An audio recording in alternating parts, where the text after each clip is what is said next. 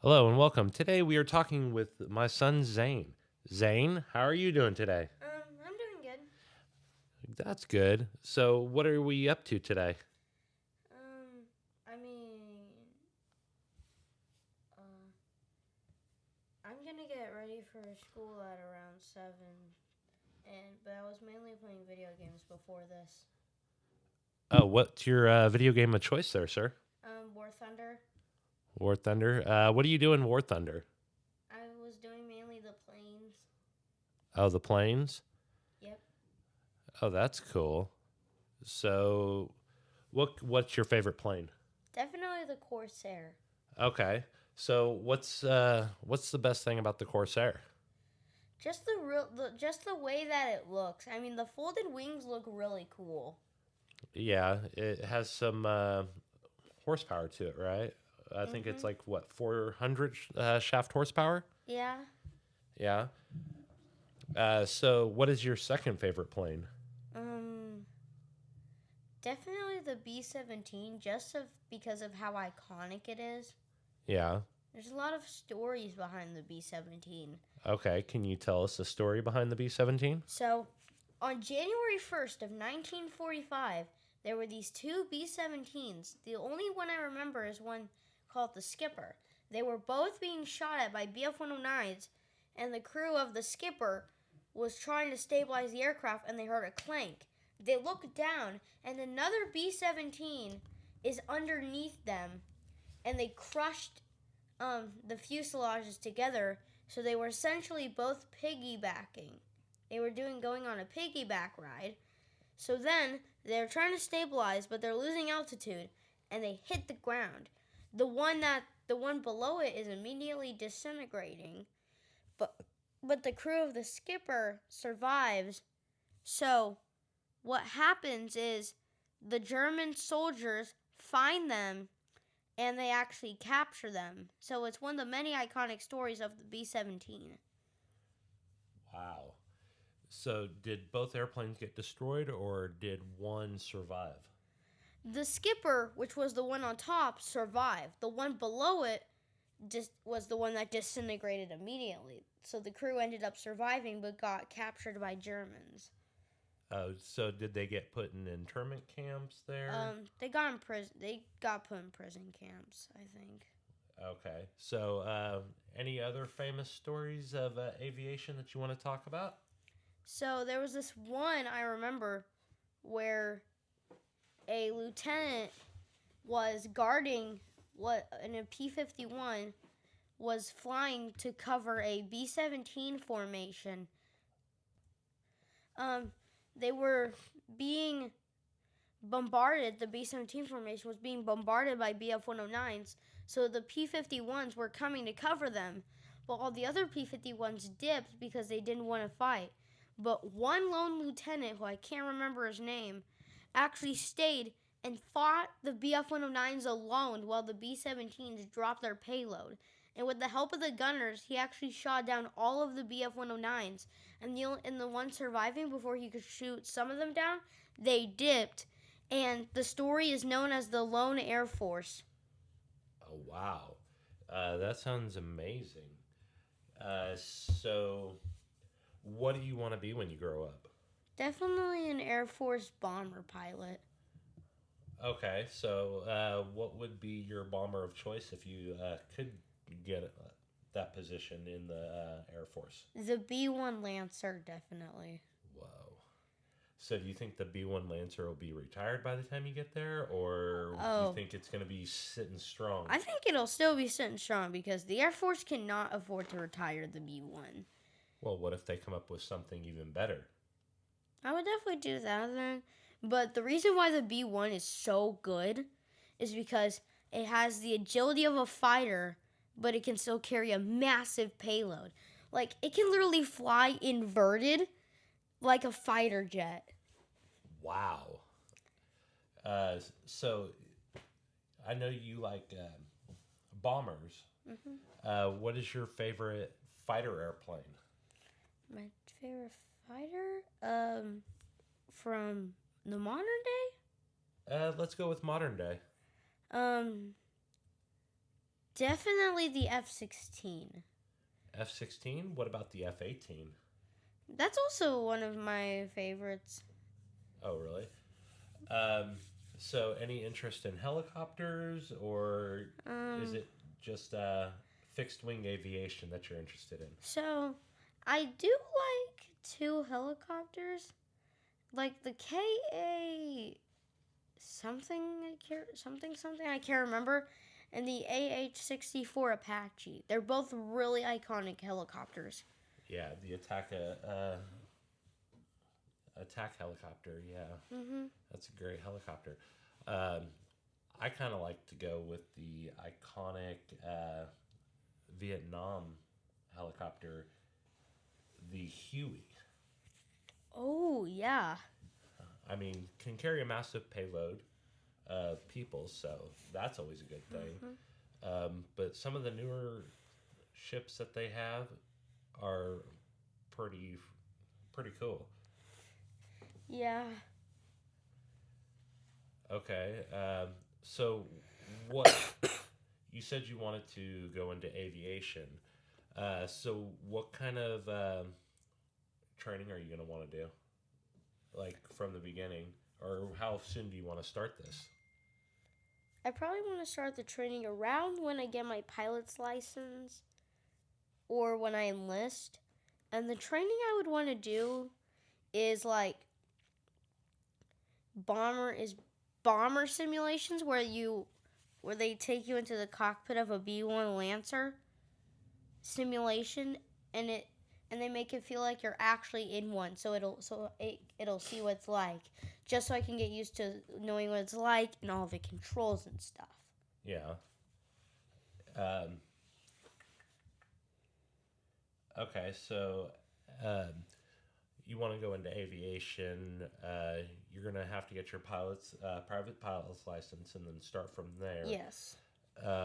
Yes, so definitely. I believe that if you want to go military, fighter planes and bombers and stuff like that, you have to have a college degree.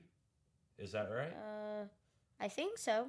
Okay, so you're going to have to study what? Mathematics, aerodynamics, engineering, couple of different things? Yeah, you definitely have to study mathematics, aerodynamics, engineering, physics. You also have to study physics because physics also goes into the theory of lift, which says that a plane with engines produce thrust, and along that, the wings can produce lift, which gets the airplane off the ground. So you definitely have to study physics to apply that theory. Okay. You have to, yeah. And then engineering, you need to be able to have a stable structure. Yep. That will be able to withstand the weights and G-forces that... Oh, definitely. Because you don't want to be on a bombing mission to, let's say, Russia somewhere or like Afghanistan, and then you're doing a barrel roll, and then this enemy is coming up behind you, and to avoid colliding, you barrel roll, and then your plane rips apart. Like, you don't want that, because then all the bombs spread out, and you don't actually hit your target. Yeah. And, I mean, if we're talking about a B-1 Lancer, that's a lot of firepower that be dropping down on definitely unsuspecting people. And if you want to be a weapons system officer on the B-1, you have to also study computer systems so that you can work all that stuff on the B-1. Yeah. So do you think that by the time that you get into military and aviation, do you think AI will have a bigger role in the aviation theater? Oh, definitely. Okay, so what kind of things do you think that the AI systems will help you with? So, I think the AI systems will mainly help with helping things for the weapon system officers, like doing more stuff for them so they don't have to do as much work. And I believe that in the future, they'll have AI built into the bombers, which in the AI is a gyroscope So if they get thrown off in like a storm or during turbulence, the AI can correct it, but they can turn off the gyro during high G turns. Oh wow. So maybe do you think AI will play a bigger role in the drones? Oh, definitely. I mean, the drones we have right now are already unmanned, so AI is already playing a role in the drones. But I think AI will play more of a role in the drones by helping the propeller produce more electricity, or the AI could produce electricity, making the propellers obsolete.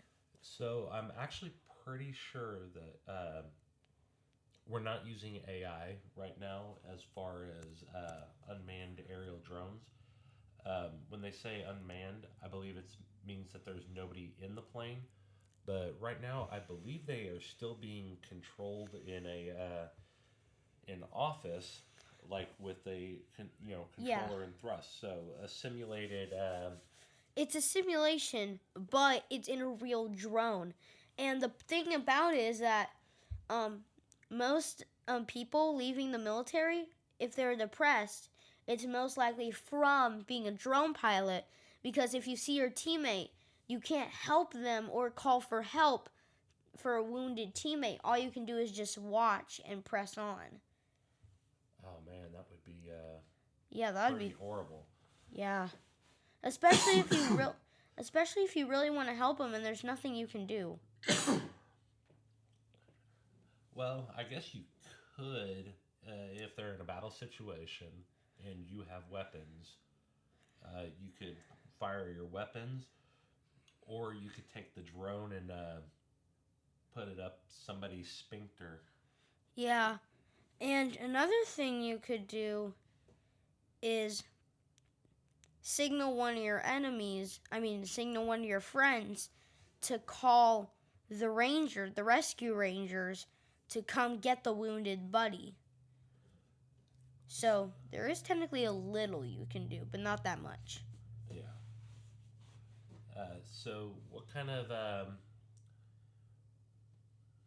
What do you think our military will be like in 20 years? Do you think we'll be still boots on the ground, uh, humans flying planes, or do you think that we would have uh, implemented a robot army to protect us?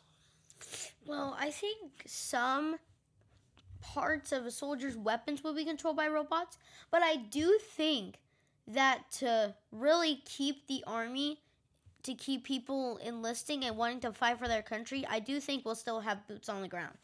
But based on the unmanned planes I've been hearing of and the current planes I've been hearing of, it looks like the future of aviation is really set towards unmanned aircraft. Okay. So do you think that's going to be in general aviation also? Probably. I mean, it could probably be put into general aviation aircraft, like in the future, if you wanted to fly somewhere or like capture videography of a surrounding area. You could use an actual plane instead of just a small drone that you would control from your bedroom. Okay. Uh, so me being a '90s kid, I grew up with the show called, or the movie called Terminator. You ever heard of it? Oh, I've heard of it a lot. So that was an AI system that got loose and basically nuked the world. Uh, what kind of access do you think that we would give to AI systems? Do you think it would be that type of situation, or are we going to limit that nuclear payloads and everything to human beings pushing a button? I think we will definitely limit. I think like when they make the Tesla bots, they're gonna limit it to do stuff like cooking and cleaning or doing basic household chores for you. I think nuclear power is still gonna be controlled by a button. But of course, since they're AI and therefore controlled by robots and a code, they could easily be hacked and therefore go rogue. Okay. Yeah, that wouldn't be too good.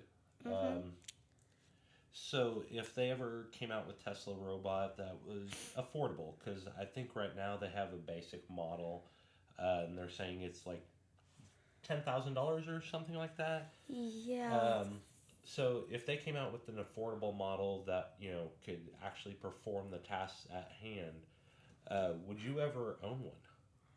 Um, Definitely. Okay. Um, Now, would you use it to do your house chores or drive you around? Oh, I would definitely use it to drive me around mainly. Okay, so you're like Sheldon Cooper, don't like to drive? Yeah. But I think it could also do basic household chores like sweeping, mopping, and dusting. Okay. So I think it could be able to do that.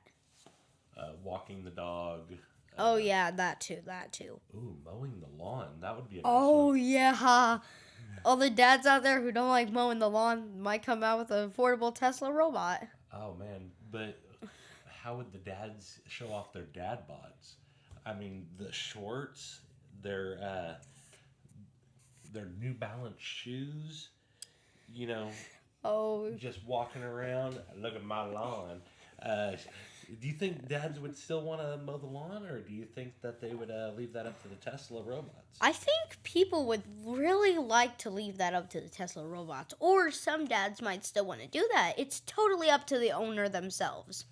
Gotcha. Um, huh. So, do you think the Tesla robots will eventually develop a relationship, sense of humor, or are they strictly going to be I think the way that they're programmed is that they don't know all that stuff, but they slowly learn it over time. So they can develop it over time by being around that. So I think that's how it's going to work. okay? And with a lot of people out there, they're going to say that they believe something like that would cause privacy issues with them giving out information on their owner. What do you say to that? I think that they would be programmed with a memory chip that would have all that personal information, but it can be taken out at any moment so that they can't share that information. Okay, so kind of like a failsafe. Anything personal will be stored on another drive Yes, that yes. they can delete at any time. Yeah, I totally believe that's how it's going to work because they're not just going to make a robot and let it have private information in the brain and then share it with other people, like personal information like address, social security number, and all that. I think the hard drive that you can delete at any moment from the robot's memory, I think that's 100% how it's going to work. Well, but why would you be giving your social security number to your robot? That seems not very safe. Well, I think that it can actually make purchases for you, so it would have to know that to purchase it. Not so much the social security number, maybe a credit card number. Yeah, yeah. Um, okay, So, yeah. and another thing is that one thing that I'm also concerned about is if the military starts using Tesla robots or rich people start using Tesla robots and add weapons on them to protect them. Because then they could be hacked and go rogue and patrol the streets with weapons. Okay. So if we go with you've seen the movie I, Robot, right? I don't think I ever have. Okay, so Actually. iRobot is a futuristic, basically where robots are helpers, and then it's controlled by basically an AI brain. And in order to keep things safe, the AI brain takes over the robots and tries to basically subdue humans. Didn't we watch iRobot? Yes, we did. Oh, I don't remember. But yeah, it is. Isn't it like. Isn't the one where at the start of the movie the robot is running with the purse and the officer tackles him thinking that he stole a purse when in reality he was just trying to return it to someone. Yes, that's Oh, correct. then I have watched it before. Have you? Okay. Yeah. So, if in the future the Tesla robots are gonna be helpers, would mothers trust the robots to take care of their children while they're at work? So I don't believe that very many people, especially right off the start, would trust them as far as to watch their kids or take care of their kids or feed their kids. I think parents would be a little worried about how they would react Yeah. to little basically emotional terrorist. Oh, yeah. Yeah. Okay, so this is Michael and Zane. We are signing off. Have a nice day.